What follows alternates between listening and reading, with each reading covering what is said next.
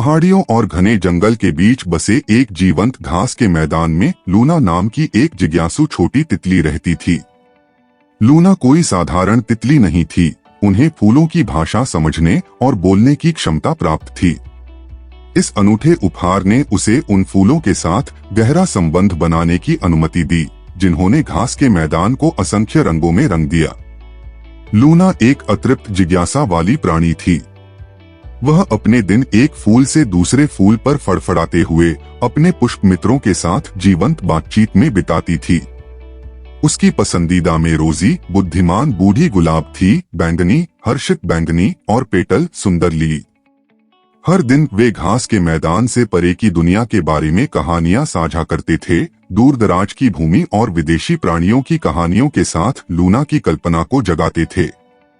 एक दिन जब लूना डैफोडिल से अमृत पी रही थी, उसने मधुमक्खियों के एक समूह को जंगल के बीचों बीच छिपे एक पौराणिक उद्यान के बारे में उत्साहपूर्वक भिनभिनाते हुए सुना। ऐसा कहा जाता था कि यह उद्यान दुर्लभ और सबसे सुंदर फूलों का घर था, जिनमें से प्रत्येक में जादुई गुण थे। मधुमक्खियों ने एक मंत्रमुग्ध कर देने वाले फूल के बारे में बात की, जिसे स्टारलाइट ब्लूम के नाम से जाना जाता है। ऐसी अफवाह थी कि अगर पूर्णिमा की रोशनी में इसकी पंखुड़ियों को छुआ जाए तो किसी भी प्राणी की इच्छा पूरी हो जाएगी। इस मनमोहक कहानी से प्रभावित होकर लूना ने मायावी स्टारलाइट ब्लूम को खोजने के लिए एक भव्य साहसिक कार्य शुरू करने का फैसला किया।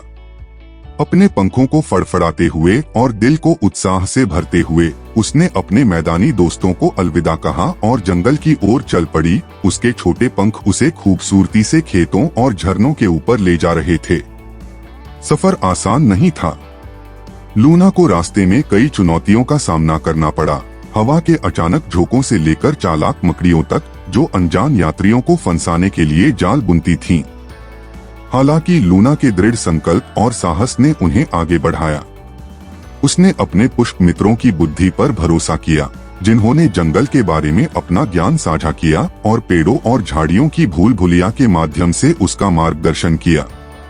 कई दिनों की यात्रा के बाद लूना अंततः छिपे हुए बगीचे में पहुंच गई।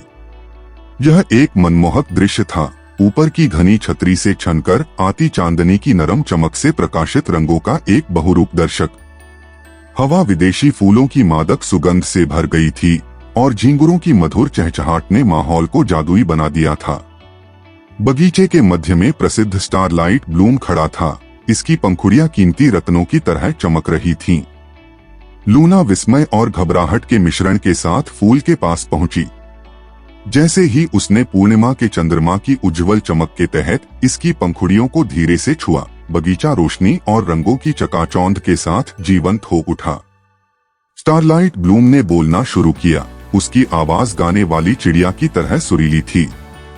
तुमने बहुत साहस और दृढ़ संकल्प दिखाया है, छोटी तितली, स्टारलाइट ब्लूम ने कहा। आपकी बहादुरी के लिए मैं आपकी एक इच्छा पूरी करूंगा। बुद्धिमानी से चुने, क्योंकि इस बगीचे की शक्ति असीमित है। लूना ने एक पल के लिए सोचा। उसका मन अनगिनत इच्छाओं से भर गया। हालांकि स्पष्टता के उस क्षण में उसे एहसास हुआ कि उसकी सच्ची इच्छा बगीचे और उसके फूलों के जादू को दुनिया के साथ साझा करना था। वह प्रकृति की सुंदरता और आश्चर्य को पृथ्वी के हर कोने तक फैलाने की क्षमता चाहती थी।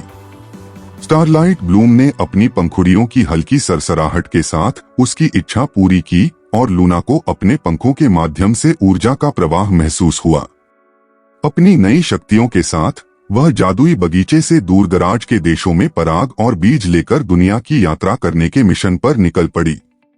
वह जहां भी गई, दंगाई रंगों के फूल खिल उठे और दुनिया अधिक सुंदर और जीवंत जगह बन गई।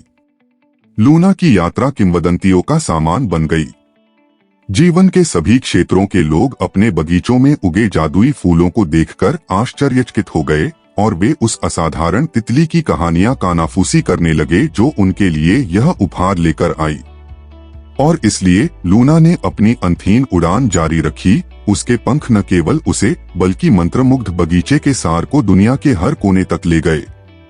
और इस प्रकार लूना की कहानी आकाश जैसा असीम हृदय और हवा जैसी मुक्त आत्मा वाली तितली एक प्रिय कहानी बन गई, जिसने इसे सुनने वाले सभी को प्रकृति के स्थायी जादू और उन चमत्कारों की याद दिला दी जो हासिल किए जा सकते थे साहस, दयालुता और एक ही इच्छा की शक्ति के माध्यम से।